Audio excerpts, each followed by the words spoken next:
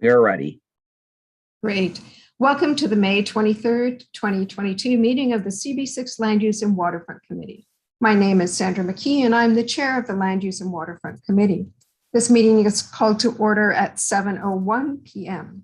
Tonight we are joined by Assistant Manager Brendan Burke, and I believe we also have Jesus Perez with us this evening. Members of the public, you can raise any questions or comments that you have through the Q&A feature of Zoom. If there is time following the committee's discussion, we will field questions from the public. We need a volunteer to take minutes for tonight's meeting. If you are able to take minutes, please raise your hand through Zoom. Lou, do you have your, no, sorry, that was,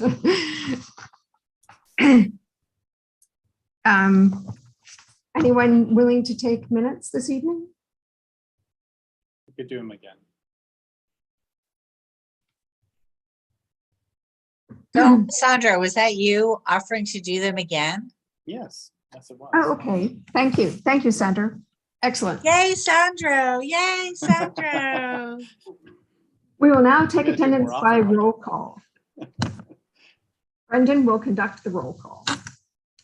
Committee members, I will call your name and you will unmute yourselves. When your name is called, please say present.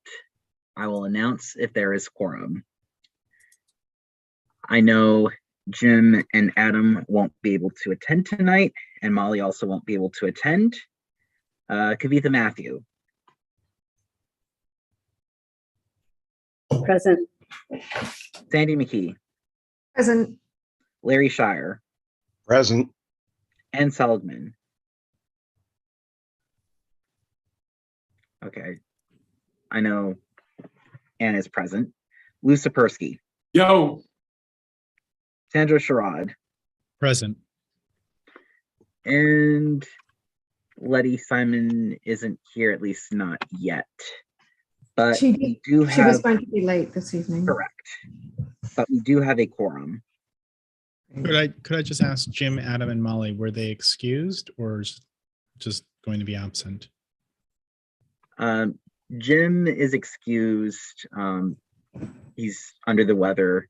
Adam also told us that he won't be able to attend tonight. Okay. And Molly, I guess, told Sandy that she won't be able to attend tonight. Okay. That's correct. Thank you. The agenda for tonight's meeting was distributed ahead of time by the board office and appears on the screen before you. If there is no objection, we will adopt the agenda as stated. Members of the committee, if you object to adopting the agenda, you may raise your hand through Zoom. I see Lou's hand is raised. fine. Yeah, I'd like to lay over item 2 till the next month's meeting. That sounds fine, Lou. That's, I don't think it's a time sensitive issue, so that's perfectly fine. Thank you. Okay, the minutes from the, so no official objections. We are going to adopt the agenda for tonight's meeting with the omission of item number 2. The minutes from the March 28th meeting and the April 25th meeting were distributed ahead of time by the board office. If there is no objection, we will adopt both sets of minutes as drafted. Members of the committee, if you object to adopting either set of minutes, you may raise your hand through Zoom and indicate which set of minutes you have objections to. Move to adopt both sets of minutes. Seeing no objections, the minutes from the March 28th meeting and the April 25th meeting are adopted. They will soon be available on the CB6 website. In order to conduct an efficient meeting, we need to observe several ground rules. No one may speak until granted the floor. Committee members, if you have a question about committee business or wish to make a motion, please raise your hand through Zoom. The chat function should not be used for committee business or questions about agenda topics. All such remarks should be made on the record by raising your hand through Zoom. Chat should only be used to alert us to technical difficulties you are having or to state in writing information such as an email address that was already stated aloud on the record during the meeting. When a committee member is given the floor to speak, I will identify you and you can unmute yourself so that you can speak. We are required by New York State law to create a verbatim transcript of the meeting, so please keep your questions and comments succinct and germane to the discussion. Okay, proceeding with our agenda. We're going to have a presentation from the Economic Development Corporation on the funding arrangement for the 2 parking lots in Community District 6 in relationship to Solar One. So Gigi, if you'd like to go ahead. Good evening.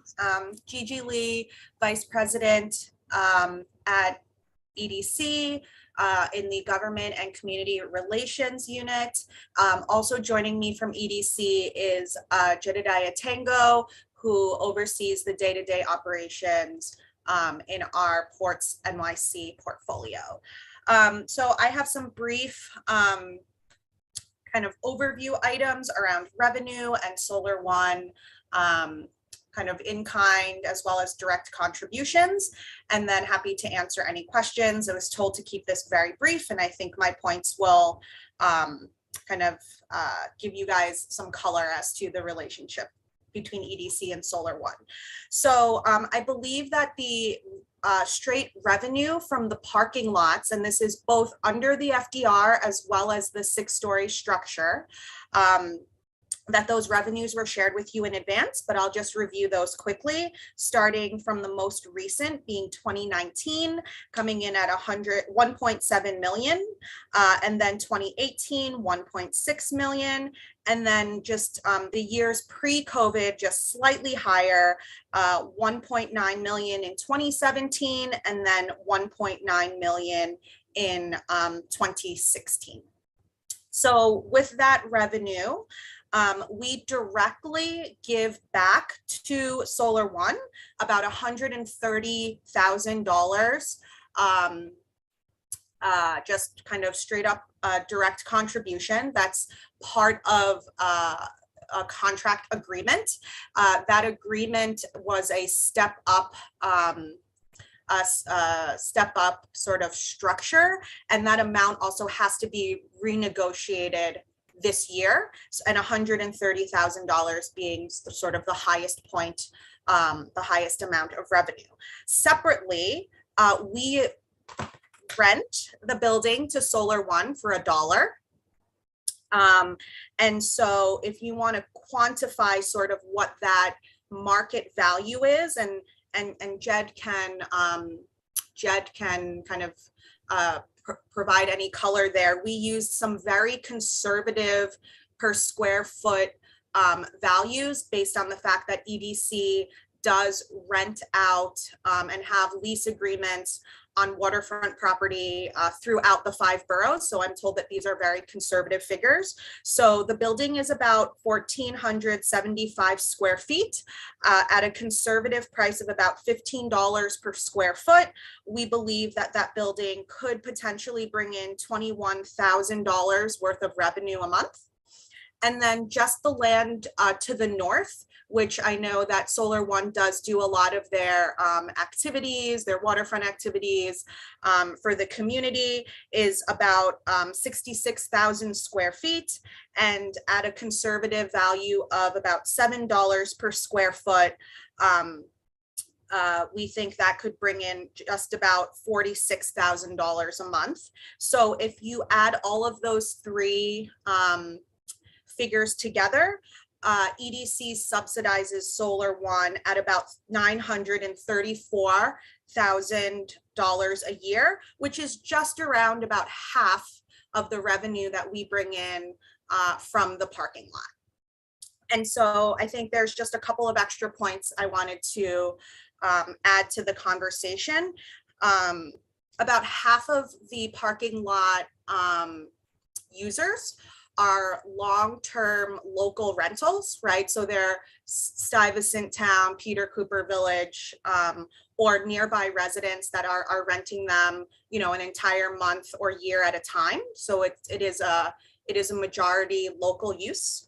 And also the funding, the revenue agreement with the parking lot was just renegotiated and extended for 3 years. And so I guess it begs the question, sort of, where does the rest of the money go? The rest of the EDC, you know, it goes to the sort of what the easiest way to describe it is sort of like the general fund for EDC, right? So any EDC sort of projects, whether local or citywide, draws from this fund. So just to give you two examples that are within your council district, right? Clearly you have a ferry landing and a ferry stop in your district, which does draw from a general fund, as well as the life sciences corridor in Kips Bay, which does bring in a lot of, internship opportunities and workforce employment opportunities. I think those are the two examples of sort of larger investments in your district that draw from the EDC general fund. So I think that sort of sums up the revenue relationship between EDC and Solar One, and Jed and I are happy to answer any questions, and Jed, feel free to add if I've missed anything. You're muted.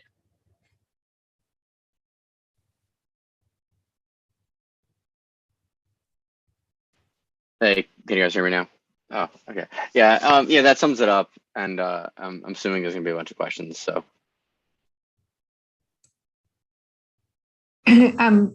Dina has her hand up. I think we'll let her go first, but certainly very curious as to what actually cost the ferry landing has for our district. But that if you could answer that after, we'll let Dina go first, please. Thank you, Sandy. I appreciate it. So I'm not sure, Gigi, where you got that 1,400 plus square foot number for the building. The building is 500 square feet and has never been more than 500 square feet.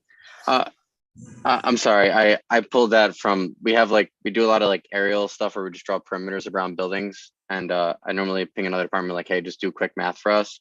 So I'm sorry about that. We didn't we're just going off of really rough numbers. And generally how we do pricing is we use aerial photography. We draw the perimeter of buildings, we get square foot that way. And that's how we done it. So if there's only 500 usable square feet in the building, it's only 500 square feet for sure. Okay. The building, the actual lot of that building, the footprint is that when you measure it from aerial photography.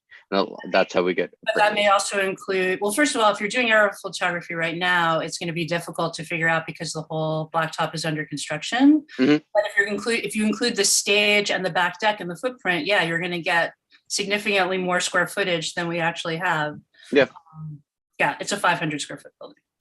Mm-hmm. Also, I mean, while it's true that because it's on city-owned property, the building belongs to the city, the city did not provide the building to Solar One. Solar One's parent company, CEC, put that building up at their own cost. My understanding of the lease agreement is that the lease is for the entire blacktop area, which was formerly about 7,500 square feet, or possibly even, it may even be as much as 9,600, because there's the area in front of the building plus the area behind the building. I'd have to go back and check.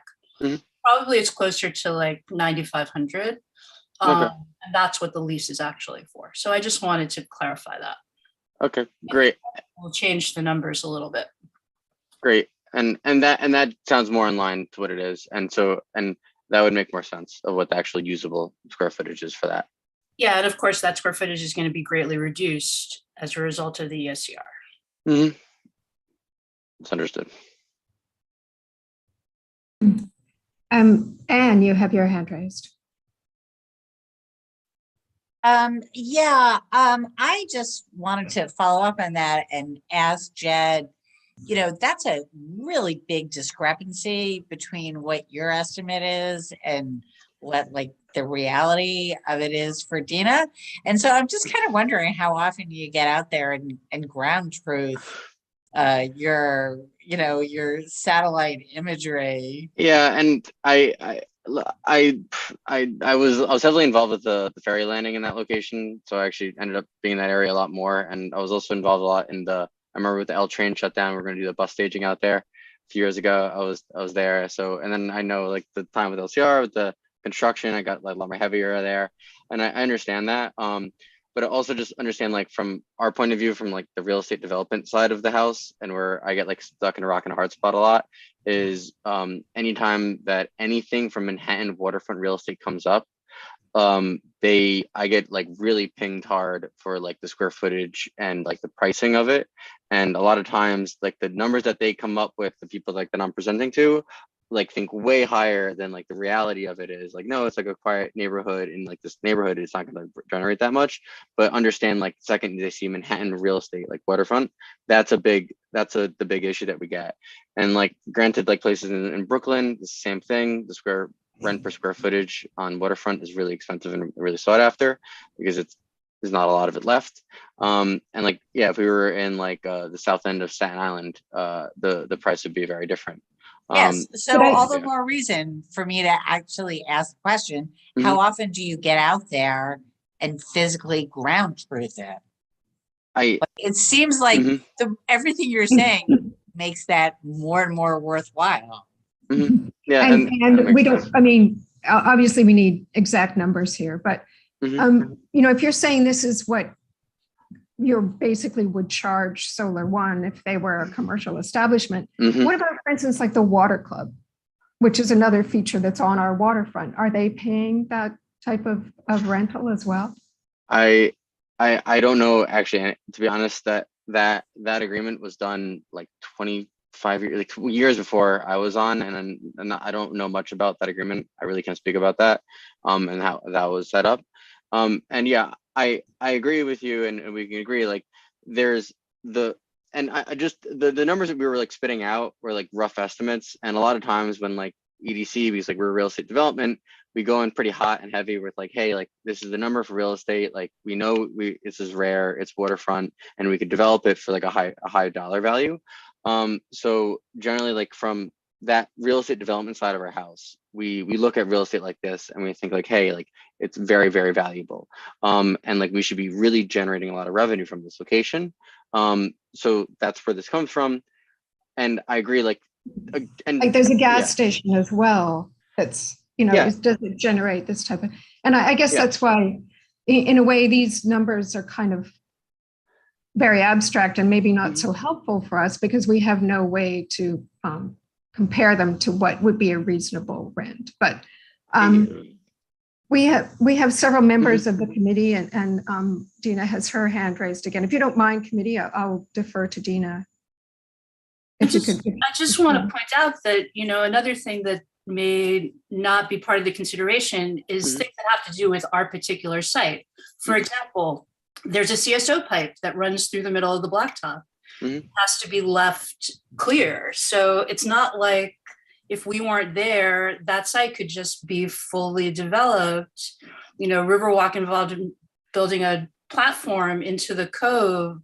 There are brownfield issues. There are a number of things. So it's not like I think saying, oh, it's really valuable real estate and we could just develop it, not to mention the community opposition to having a development there. Like, I think those things really should be taken into account when you're making up these numbers, which is what you're doing. So I'll just repeat, right? Like what I said in the beginning and what Jed has said, right? Like EDC has a certain way, as does real estate development, of kind of giving a parameter on a value of waterfront property. EDC does manage quite a bit of waterfront property throughout the city in all 5 boroughs, and we, the square footage, may be off, but again, I think our price estimates are also extremely, extremely conservative, and those are grounded on fact because we have looked at what Staten Island waterfront property, both, a lot of the Staten Island waterfront property is also, has infrastructure. We manage ourselves a lot of the Manhattan, a lot of the Brooklyn waterfront property, right? And then that are just used, or adjacent to ferries. And then we have like very well developed, like Pier 17 and South Street Seaport, right? So yes, I mean, I'm not going to argue with you that these numbers have a certain amount of interpretation, but I would also just push back a little on saying that these numbers are completely made up, because we do have a very significant ports and waterfront portfolio that gives us sort of the bookends of what we would value per square foot. And so again, this is an art, it's not an exact science, but it was just to kind of give you guys a sense of like kind of how we value and how as a real estate would value that land. And we'll go to Lou. You've had your hand up for a while, committee members. Lou? Just wanted to track on the Skyports garage that was mentioned, but maybe we could get slightly more detail about that. And do you have any other questions specifically on that? Like or? how much rent do they pay?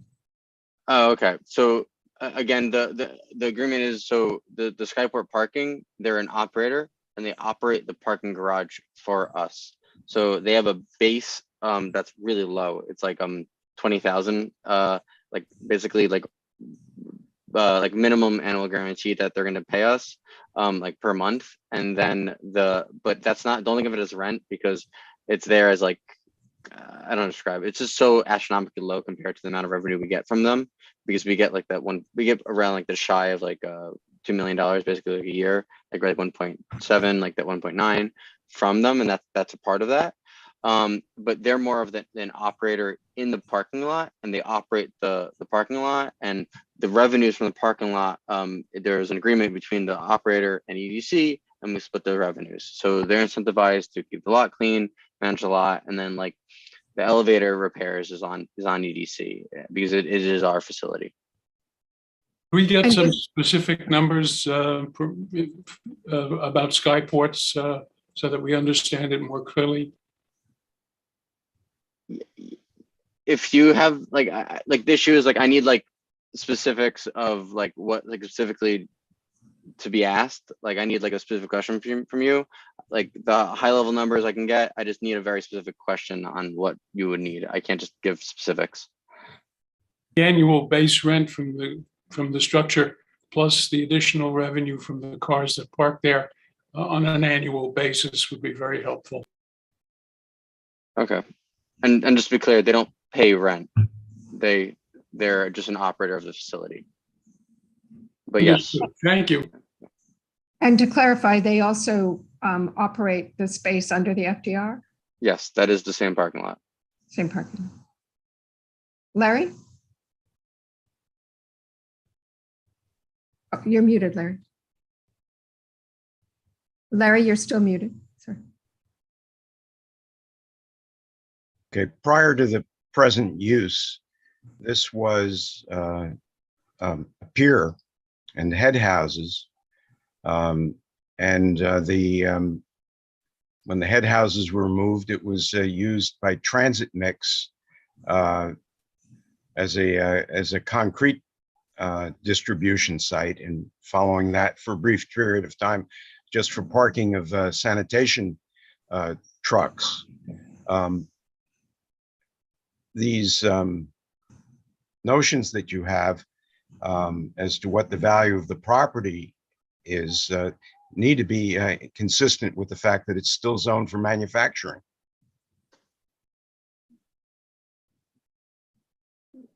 That's actually really interesting background. Yeah, and again, the zoning is a big part with giving the price quotes for that too. But as with real estate development, mixed use is like the hottest term, and it's still the terminology for zoning is like it's still up in the air for like what would that, how much of a driver that would be for the real estate value be. But it would have to be a manufacturing use on that site unless you rezoned. Mm-hmm. I mean, and in a way, this is interesting, but what we really want to know is what happens if we get rid of the parking under the FDR? How does that affect Solar One? Well, the thing with the parking lot underneath FDR, it's tied to the same revenue from the parking garage. It's the same operator. So the revenue, you have no analysis of what the difference is between the two spaces. No, no. We tie we just count all the cars that come in as one. As we just count them all as like parked cars. Because it's the same system. So what happens is the like we can do a percentile difference, but the other issue too is it's the same operator. And they do get long-term parking underneath that garage. And I understand with the construction going on, some of the parking lot is being used for staging for construction. I know it has been for quite a bit now. I don't know, it will be. That we do understand that. And sorry, Anna, I'll let you speak. What have you any idea what congestion pricing is going to do then to this particular lot? I mean, that's going to be a substantial change in our car use. We talked about this a little bit because we also think it's going to affect the gas station a little bit too. But at the same time too, there's not that many parking garages and they have pretty consistent usage. And also with the gas station too, there's not that many gas stations in that area too. And that gas station is one of the busier gas stations. So we do think there'll be a percentile difference. I know we'd be but again, we don't know. And also every time congestion pricing comes up, it gets pushed back. I'm waiting on it for other projects. I'm really hopeful for it, for that too. Anne, you had a question, go ahead. Yeah, I've got a couple of questions. I'm a little bit confused, and I'm sorry to keep pushing back on you, but I thought you had mentioned a $20,000 payment that was like a lease payment, but then you said there's no rent. So just to be a little more, again, this is like I know we're getting in the weeds, but that's, you know what, that's kind of what we're here for, really. Okay. And to be this is like the best way to describe how the lease is set up. There's a private operator that maintains the lot for EDC. They do all of the operations of like collecting like fares from the people that come in, and then they manage a lot for EDC in the parking lot. And then we have an agreement with them. And in the agreement, we have two sets of financials set up. We have a minimum annual guarantee that we get from the parking lot operator. That's the 20,000. Yes. And then we have the revenue that we get from the parking lot. Got it. Totally. That I completely. Perfect. So one of the questions. It's $20,000 a month? Per month. Per month. Yes. Oh, okay. Yeah. So, and then there was, you sort of specifically mentioned the elevators, which made me then think like, well, what about like insurance, especially liability insurance? It's on the operator. As the operator, they're responsible for that.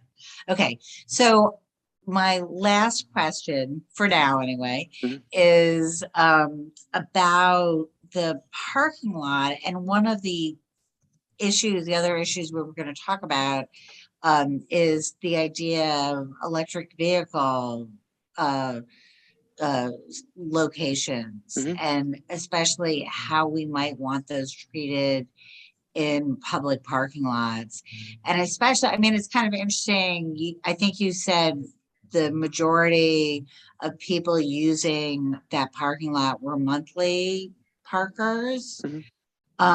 So I wonder, kind of what the interest might be. And if you're thinking about congestion pricing, you're probably thinking about this too. Yeah, so we're actually looking into electric charging in the parking garage. The operator is looking into it. I know they were talking to someone about this. As the city, we are looking into this. And this is a topic that came up. We pinged Con Ed even on this too, because of the power requirements. And that's the last that I have of that. And I know we're getting price quotes to do that. Like it's in everyone's interest to put electric charging in. So that is something that we are looking into. And might you be able to tell us how many other areas of Manhattan have a parking garage on their waterfront? How many of these exist throughout Manhattan and then the rest of the city? I need to look at that. Only comes to mind is like the car tow pound lot over or on the other side. So I need to double check that. Okay. Sorry, Sandra, just to clarify, so we can get you the information you need. Do you mean that are owned by EDC, or do you mean that are also privately operated? The DDC rents or Okay, leases use has as part of their package of land use. Okay. So And either way, And you just want for Manhattan, or you're asking citywide? I'm interested in both citywide, like especially, I mean, Manhattan, obviously, because it's a condition that's more similar to ours, but citywide to know Yeah. what other communities have this same issue. Mhm. It just seems really unusual to use your public space on the waterfront to park a car. You know, you can see that's our concern here. Yeah, and that's understand. And I agree with you on that too. It's a very interesting use. And again, the other facilities that I ended up managed too are in Brooklyn, and there's 2 that are parking lots. One on Pier in Sunset Park down Brooklyn by Brooklyn Arm Terminal, Pier 4, the parking lot, and then by Pier 11 in Brooklyn, we rent out parking space to commercial tenants for trucks for loading. And those are, again, 2 off the top of my head. I know there's other lots that I was involved with the EDC that we actually shut down over COVID because we had no parking at Rockways. That was another lot we had on the waterfront, and it was adjacent to one of the beaches. Again, it's one of the things that, like, I get your point. Yes, it's an interesting thing to put on the waterfront. I mean, there's also just below Pier, or just around Pier 35 in Community Board 3, we still have sanitation. Yes. We still have sanitation trucks that are parking right on the waterfront as well. So it's not just private use, where there are also still government uses where we use waterfront for parking lots. Yeah. And so if we look at oh, sorry, Lou, go ahead. I'll let you. I'm just wondering if you would also include data about 34th Street and the East River. That's I'm not sure whether that's a privately owned, privately operated facility, or NYU has exclusive rights, or however that's structured. But we'd like to know if what the data is on that location also. Yeah, I know which part. That's the hospitals, but yeah, we could look into that. And as well, Thank what you. the valuation, how much money you get from it. I think it's all very helpful for us to understand that. Yeah. Do we have any other questions for EDC? One other issue that has come up is we know that a survey was done of sinkholes along our waterfront, and we're just wondering if we might be able to get a copy of that. Yeah, so I know you guys have been asking for it. So this is how our reports work, and Jed, correct me here if I'm wrong. So on a cycle of every sort of 5 years, we do kind of a massive undertaking with a outsource to an engineering company that will do rotate through different waterfront properties and assess any sort of capital repair needs, and then it gets all issued in a report. Unfortunately, that is not a report that is publicly that we share publicly. We shared it with Solar One, and similarly with other organizations that are either that we have a sort of financial relationship with, because there are kind of just legal and business relationships there. So anyone that EDC has a business relationship or an operating agreement, that information is shared kind of in its totality with the report. And then, otherwise we sort of, are able to answer questions or, determine sort of priorities on sort of when we ask for money around waterfront repairs, which I think you guys know are extremely expensive. That reports helps us prioritize citywide, where the most amount and the most immediate work is needed. So that's how we use those reports, and that's why, Brendan, I haven't gotten back to you, because I wanted to triple check that that we don't share those reports publicly. For instance, if it's Parks Department property, is that something we'd be able to get? So I actually, I actually, Brendan also asked me, I think through you, Sandra, just a full, sort of like a full breakdown of the waterfront properties all throughout CD6 and sort of what the status of those are. I have reached out to the Parks Department. We actually, I think we pay, Jed, correct me if I'm wrong, I think we actually pay for the company that does the assessment for parks. So EDC Yes. pays for that too. And I have reached out to Parks to try to get access to their report. The last time I checked, when I took a quick look at the CB6 waterfront, it is a combination of EDC, Parks, and Con Edison that owns almost all of the waterfront, or owns or operates. So those are sort of the three parties that span CD6. And so I've reached out to Parks already, and I'm trying to kind of get you guys as much information as I can, even though it's very agency specific. And so bottom line is, yes, we will be able to find out from Parks. Is that, I'm not sure I understood. We will get that information because of Parks and publicly accessible. I don't know. I don't know. They have to run it by their legal team. I've just made the request on your behalf. Okay, thank you. Larry. Gigi, can you confirm whose jurisdiction the Captain Patrick J. Brown walk is in? That's the walkway paralleling the exit ramp northbound from the FDR Drive that hits Avenue. You see it East 18th Street or about there. Runs north from the Con Ed plant. Yeah, I know which one you're talking about. I need to double check that. I think that's Parks, because that was my understanding. There's historically been maintenance questions, and sometimes the ball gets dropped and fingers get pointed. For example, if trash doesn't get picked up. Is this the walkway or the actual part that sort of looks like a garden? The bricked walkway. Yeah. Okay, we'll double check. I think Jed's right, but we'll just double check so we're not giving you the wrong information. Because from time to time it gets forgotten, and then there's a whole jurisdiction battle. Yeah, a collective amnesia when it comes time to picking up the trash or that type of responsibility, fixing the lights, or repairing the bulkhead.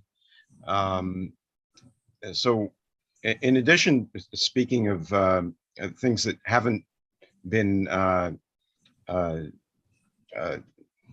owned by the appropriate entity, our transportation committee isn't meeting next month, but we've been waiting to hear from the Department of Transportation on what the plan is going to be for routing the bicycles south of 20th Street down to 18th Street when the DDC's construction on the southerly part of Stuyvesant Cove Park begins. Has there been anything that's been proposed? We as a committee here have suggested utilizing some of the construction laydown area under the FDR Drive as a potential place to safely put pedestrians and cyclists away from cars in an area of their own. Where do things stand now? This issue has not crossed my desk, and I do oversee Manhattan, so that's all I can say. I mean, I've not been reached out to DOT on this issue.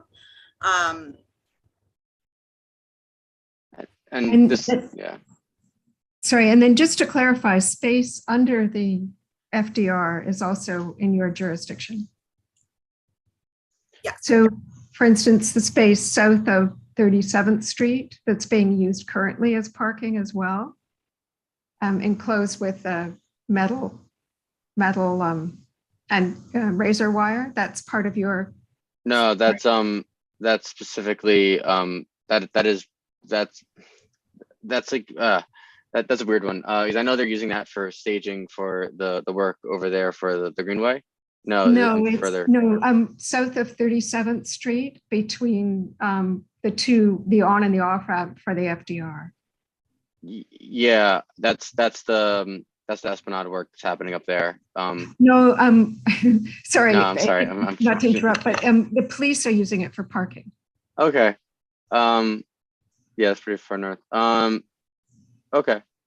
I know. Have to double check. Yeah, we'd have to double check that, but we're not actively managing that sites over there, because I know once from 34th Street north, it was different people, because I used to do a lot of work up 34th Street up there, but everything north of that was more Esplanade work. Okay, so we'll put together a list of very specific places then. Thank you. Yeah. Do we have any other questions while we have our EDC team here? I just want to say thank you for, listening to us, our increasingly in the weeds questions, and coming back month after month and almost answering them. So thank you very much. We're trying. We are. So we'll get back to you on the other questions. And then you guys just let us know if you have any more. Great. Thank you very much. We appreciate any information we can get. Yep. Thank you. Thank you. So next on our agenda actually was our discussion with our planning fellow, who I'm not sure is in attendance yet. I don't see him here. Do you want to give us like a brief? You're not sure? He's not. Yeah, I don't know why he's not here. I'm sorry. I just tried to get in touch.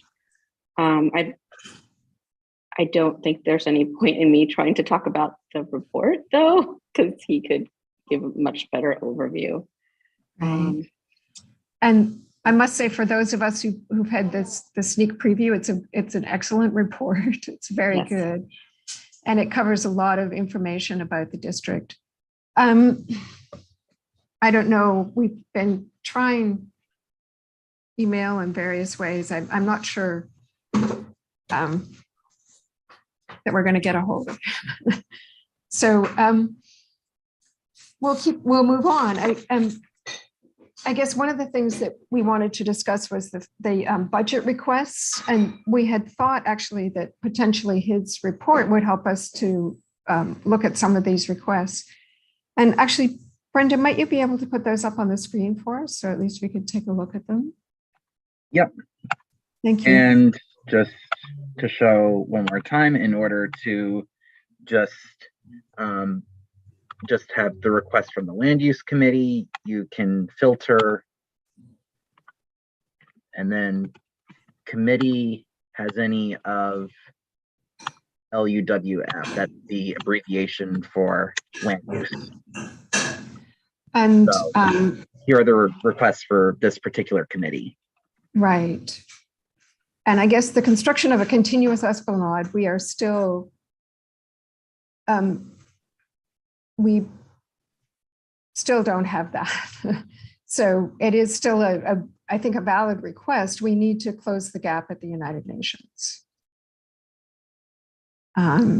which does seem like an important connection that needs to be made. We're gradually filling in the rest of the Esplanade. Is there anyone that feels that that should be altered, or we need a more conclusive description of it? Larry? I think that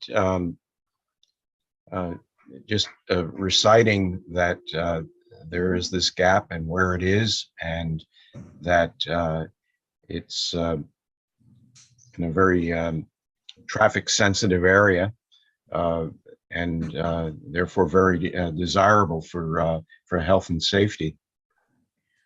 And Brenda, could you also show us what the current year response was, so we know that category, right?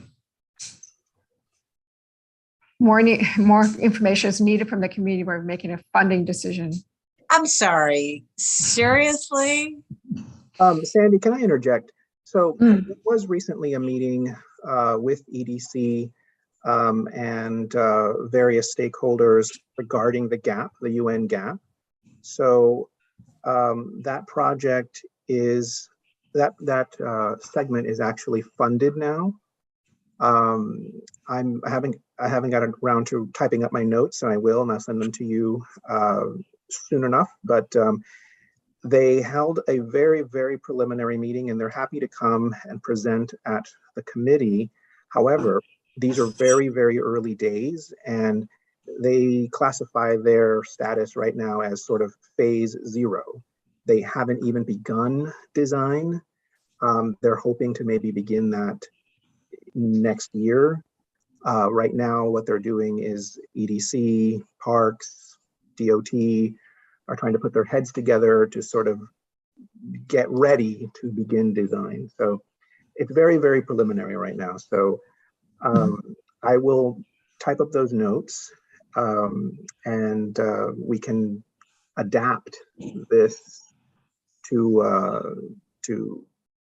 reflect that there is some progress being made. And you have your hand up, and then Letty.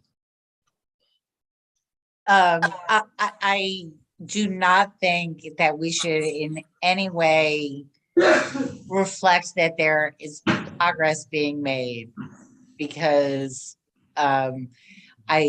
so one of the things I did not hear in the list of people or organizations, and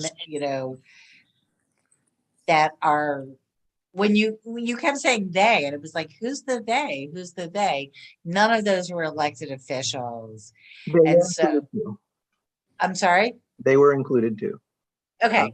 So Councilmember, you just didn't happen, like, I don't know who was at this meeting. And it's like, I would love to know actually who's putting up the money for this. There was some last year's budget, de Blasio's budget supposedly had some money for design, at least for this segment.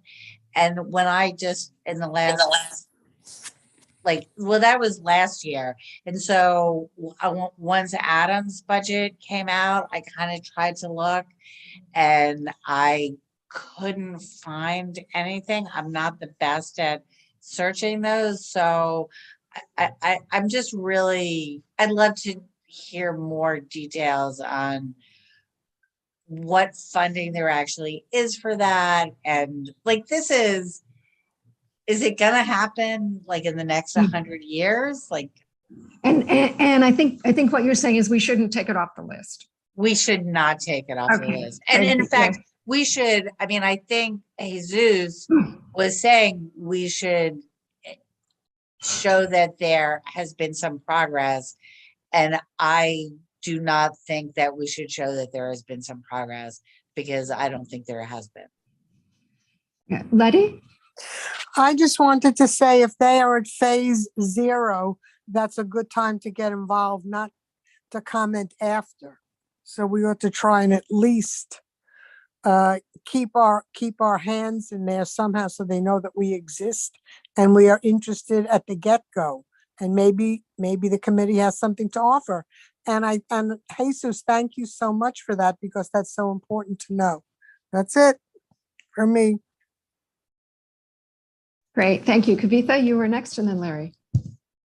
Yeah, I just, so just so I understand, this is more for Jesus about the meeting and the discussion and the update you're saying. So what we're looking at is that agency response, which is now no longer valid. Is that correct? Or are they still looking for input from us? This meeting happened several months after that agency response was drafted, and their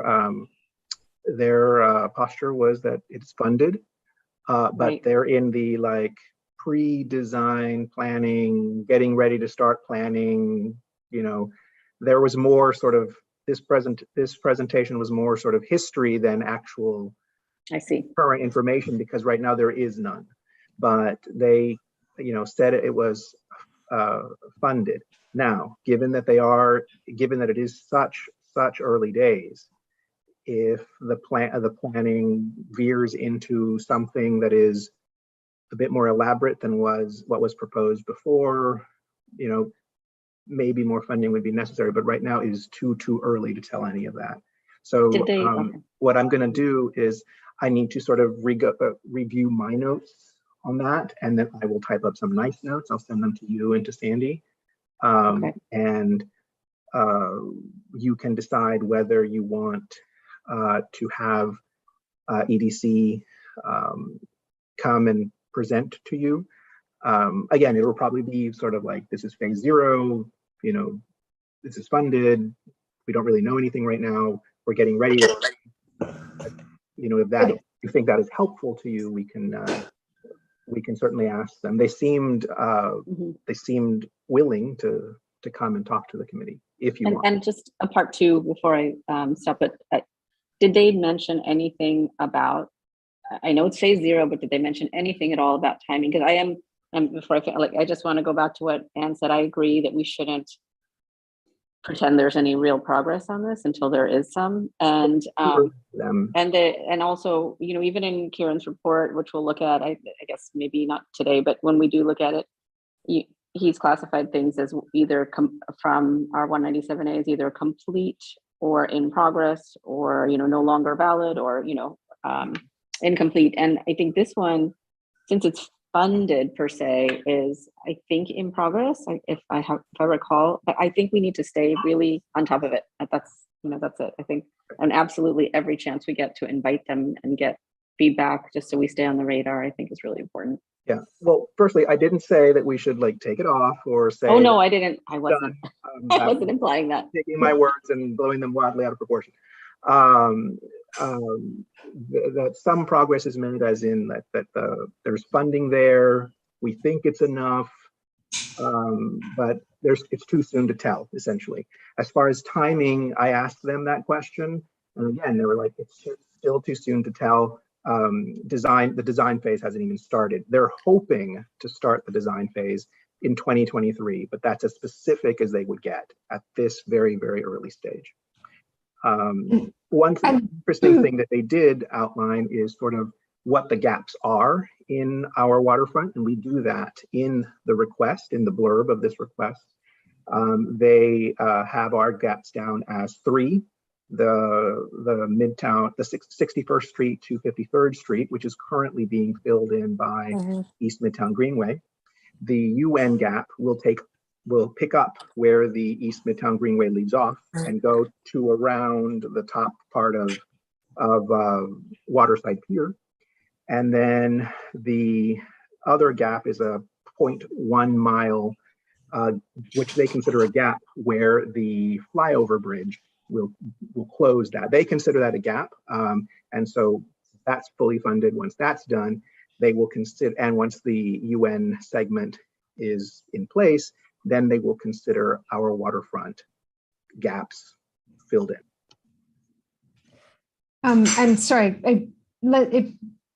I think we're all agreed we're going to keep this on as a request. If there's anything else, if people quickly want to add to that, Larry has his hand up, and then Anne.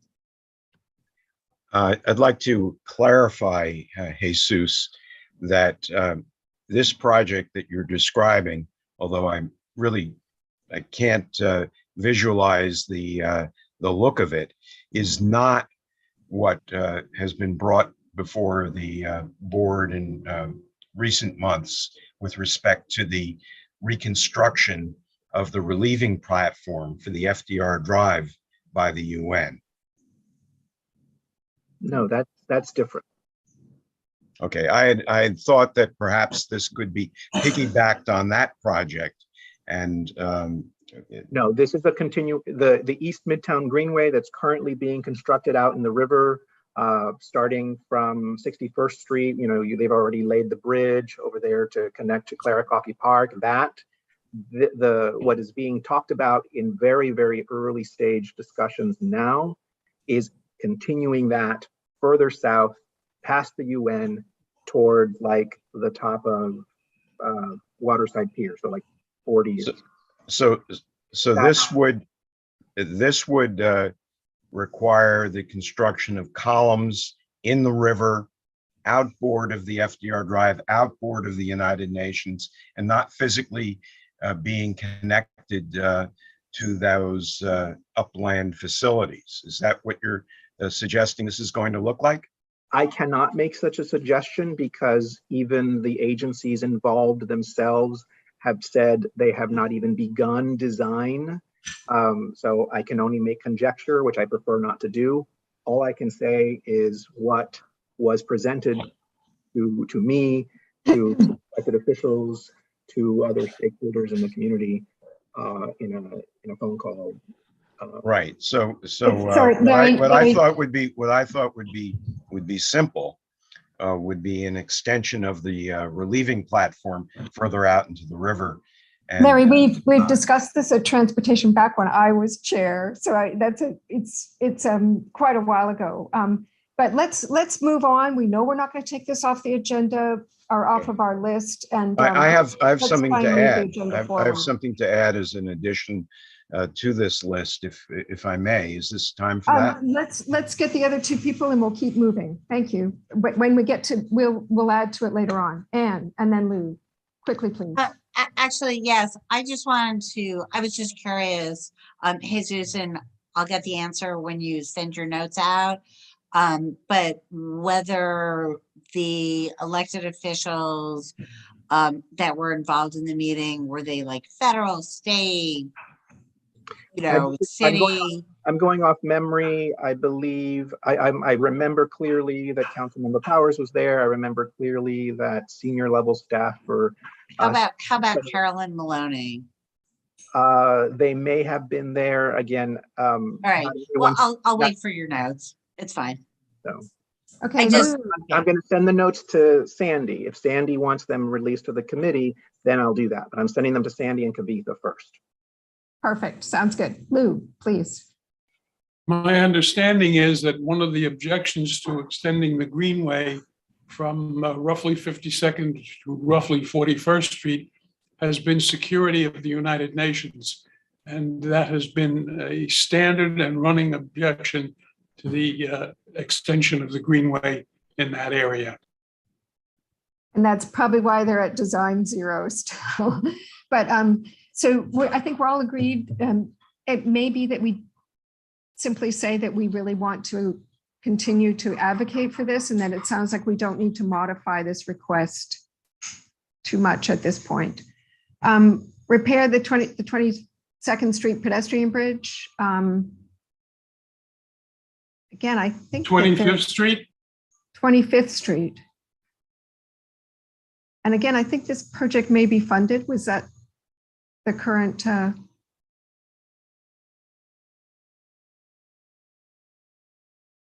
It's included in the 10-year plan. The agency agrees with the request, will accommodate in part. FY25 plan. So again, maybe it's worth asking them to come and present on this because we're not familiar with what's actually going to be taking place. But it sounds like we don't take it off the list, but we investigate how far along they are because they do seem to be indicating it's going to happen. Lou. That's a very complicated reconstruction. The west end of that bridge falls on what used to be the Hunter Bellevue campus. And the stair arrangement does not allow for handicapped access. There have been various proposals about reconstructing it or running it across 25th Street to make it handicapped accessible. That's a very much more complicated project than it looks like. And perhaps we ought to get somebody to come in from the agency and from Waterside to discuss possible solutions. Great. Okay. It sounds like we're all agreed on that one as well. Additional ESCR mitigation services.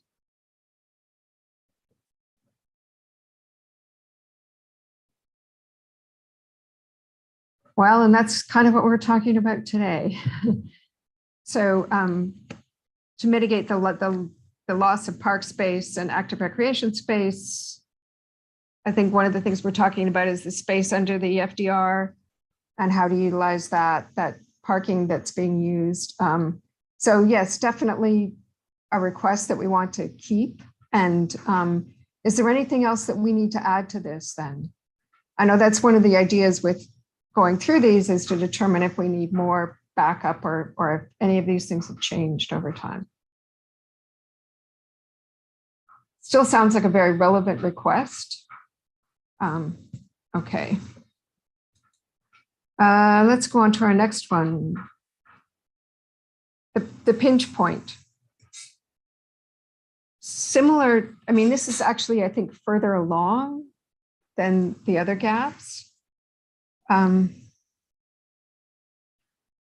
It does sound like it's funded, but we haven't seen any design for this yet.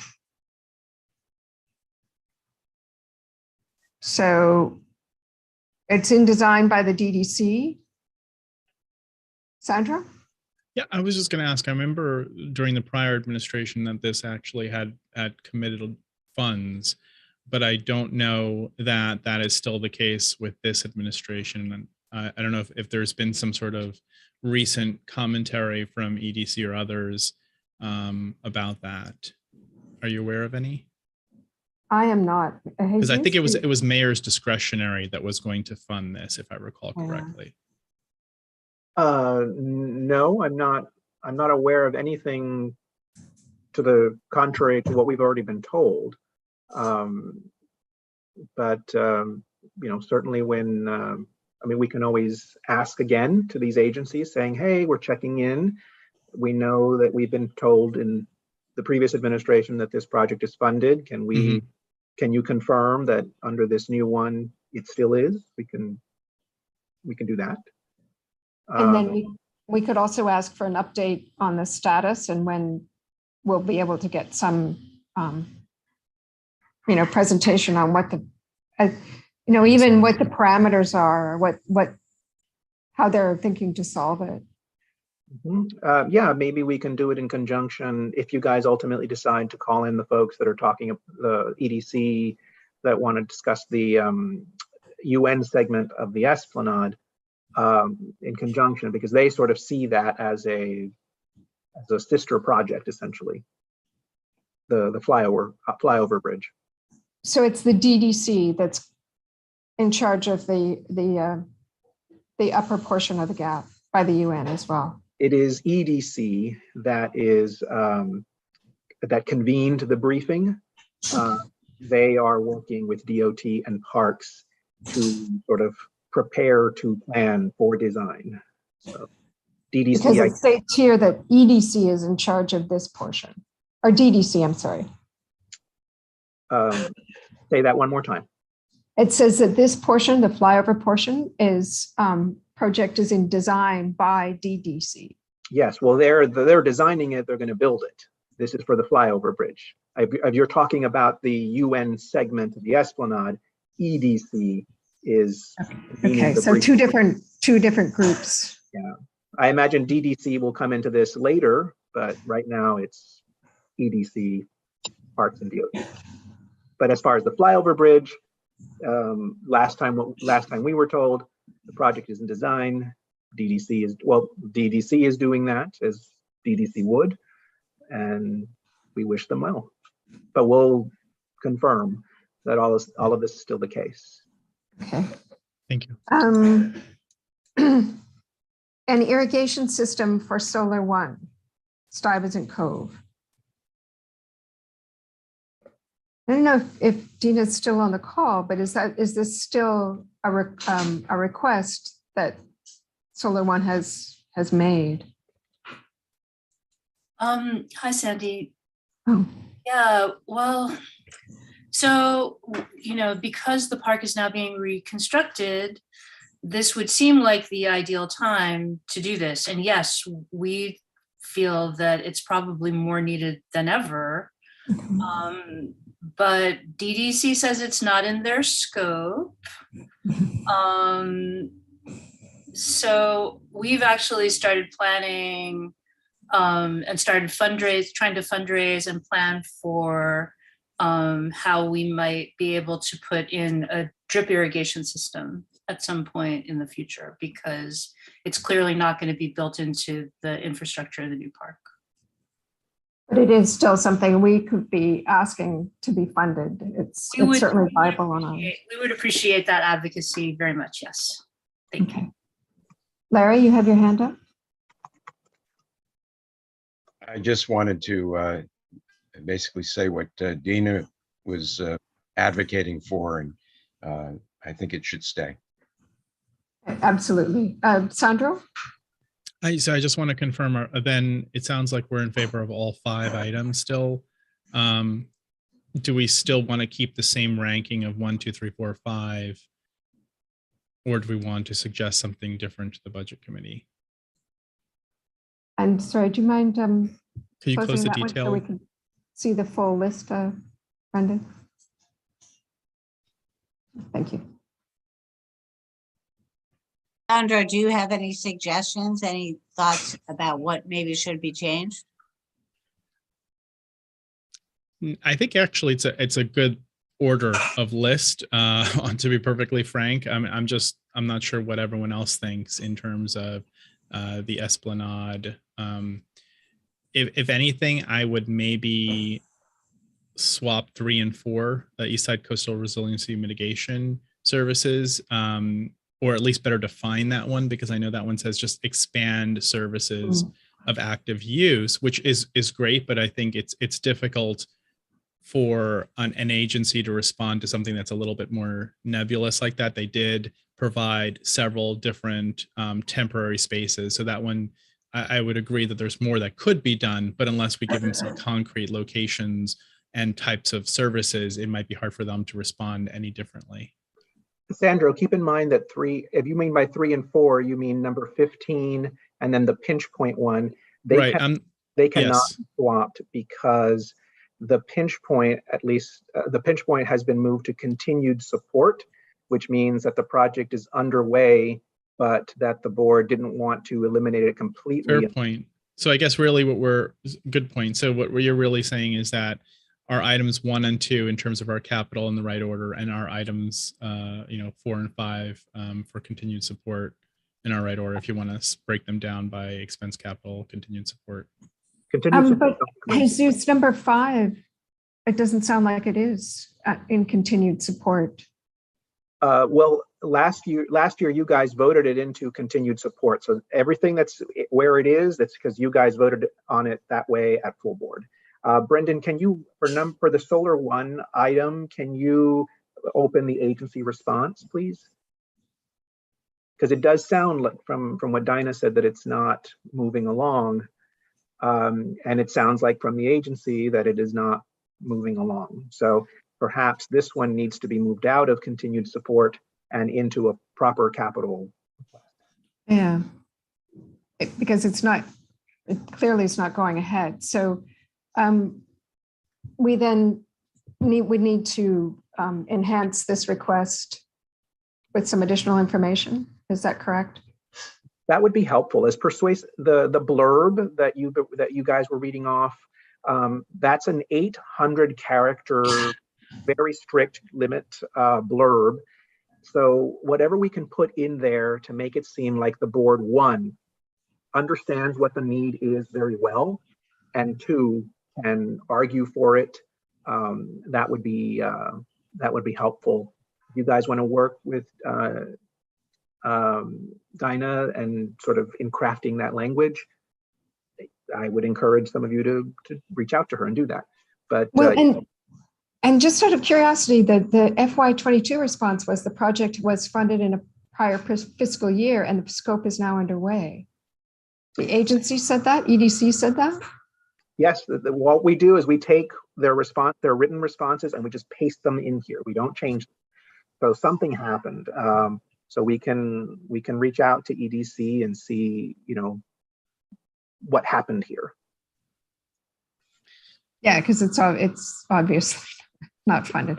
Okay, so this is something that we will need to work on and develop. Sandra, you had your hand up? Yeah, Your yeah. eyes- I'm sorry. I was just going to say, so just for the purpose of the minutes, I mean, I think we're in agreement that this may or may not be funded, and we don't really know. But it doesn't seem like it's part of the existing scope, according to what was mentioned earlier. It might be that it's still funded, just not part of the DTC scope right now. So I think we just need to clarify. But did we want to consider if it's not funded, in fact, that this has changed or it's wrong, that we move it from continued support to capital? I want to know if we're going to vote on that. should we vote on that then?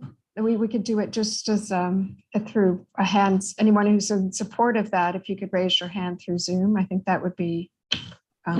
We may not need an official vote. Is that right? I mean, unless you're going to pass a resolution, I don't, even just an informal roll call or a hand vote, whatever. And then it can be, so long as everyone agrees that that's what the vote was, that can be communicated over to the budget committee and they will bear that in mind. Right, because we Okay, still have to so- adopt this as through the board. Right. But so I guess, anyone who's in agreement that this should be added to one of our budget requests from the Land Use and Waterfront Committee, please raise your hand. Okay, it looks like it's unanimous that we will investigate this further and add to the request if there really is no funding. Okay, thank you.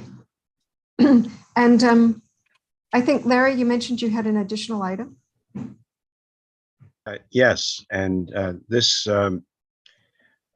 relates to the meeting we had last month in which Jedediah mentioned that the ferry landing work that was necessary to repair it was apparently not funded. The heating mechanism was defective, and they have not ordered any replacement, and I don't think they have budgeted for it, based upon what I heard last month. And so I think that we need to at least ask for that.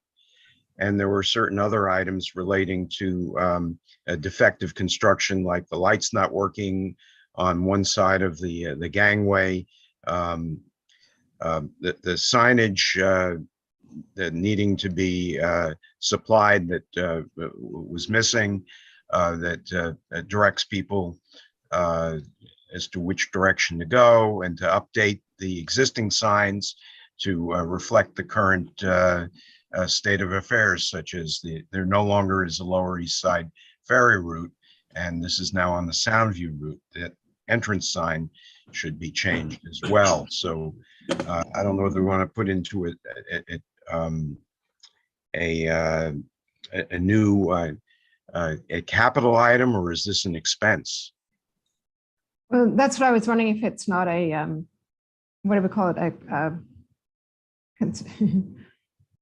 Well, clearly, if they're It's a- replacing the heating system with a different one than the original radiant heaters that never were designed to work, that would be a capital expense. And it sounds like, updating signage is more of an issue that the ferry themselves can take care of, but No, is this- these are the whole ferry landing is EDC's property. right, They built it, they own it. right. Sandro, So, sorry, Larry, correct me if I'm wrong, but I feel like when we brought this up recently, Yes, we I'm were told- repeating what came up last month. Yeah, but we were told that they were following specific guidance around ferry signage. So we might have issue with that. No, there were many different signs under discussion.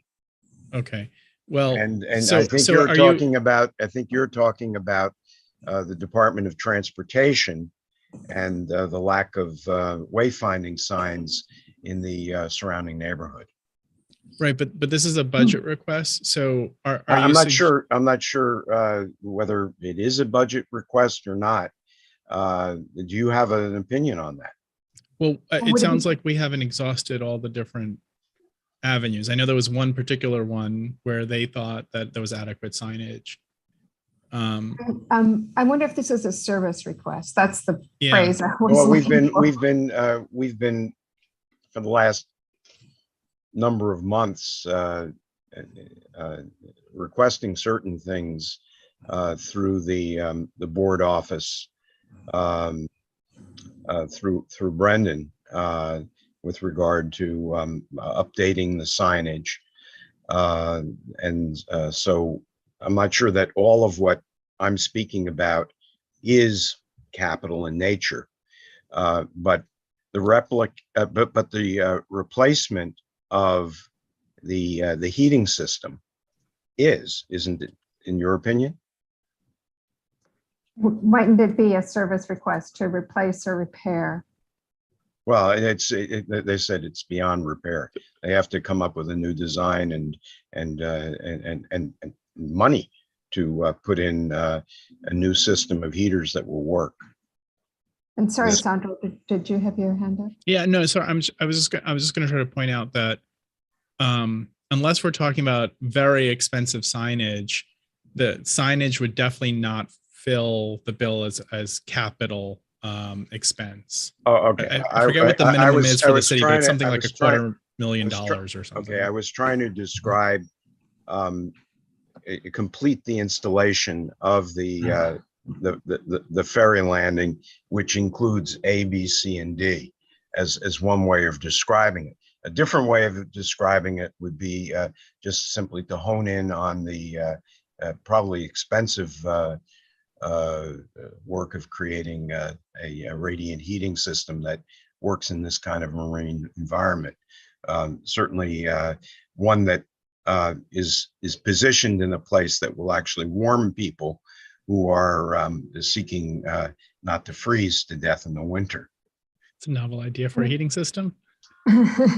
It's New York, it gets cold. In other words, just pressing a button is like pressing the crosswalk signal and isn't necessarily going to work.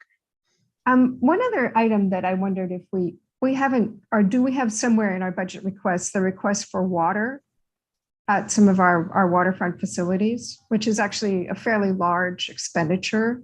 And that's a similar kind of a thing to this, yeah. I would say it's even more critical than heat. But well, if you ride the ferry in the winter, I assure you that you're not thinking about Canadian, we deal with the cold, you put on another sweater. You're Brendan, thirsty, you're going to die. But is it possible? I know we had discussed this ad nauseum regarding the waterfront between 35th and 37th or 38th streets.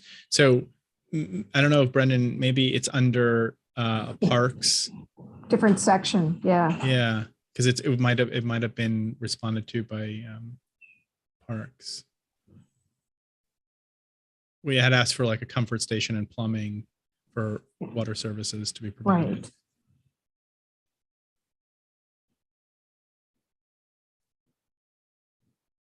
Public background. Is that specific to the? Yeah, I'm pretty sure there is a comfort station request specific to somewhere. Just a moment. I think it's There we go. Murphy Brothers Park. Brothers. Okay. But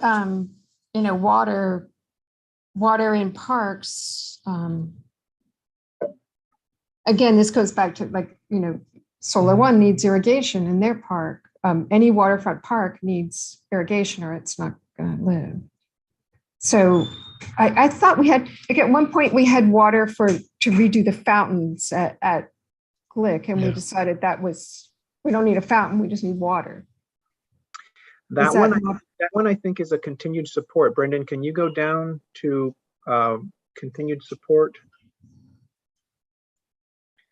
Repair fountains at Glick Park. Can you go to the current year response, please?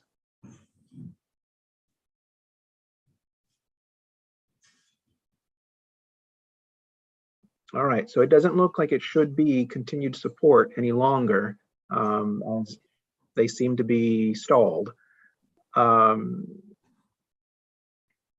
I highly recommend we don't say repair the fountains, that we Yeah. want a water service. Water service. Yeah, I agree.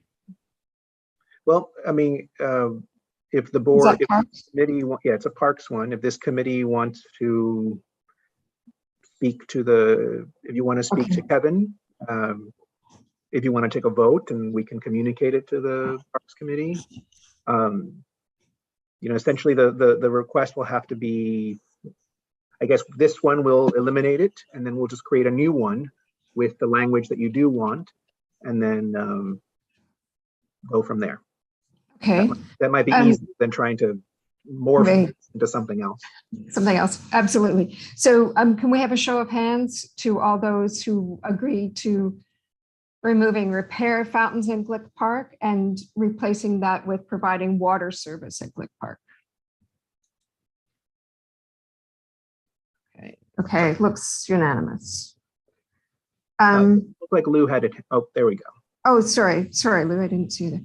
Okay, so that we will ask Parks to, if they would consider that through the committee.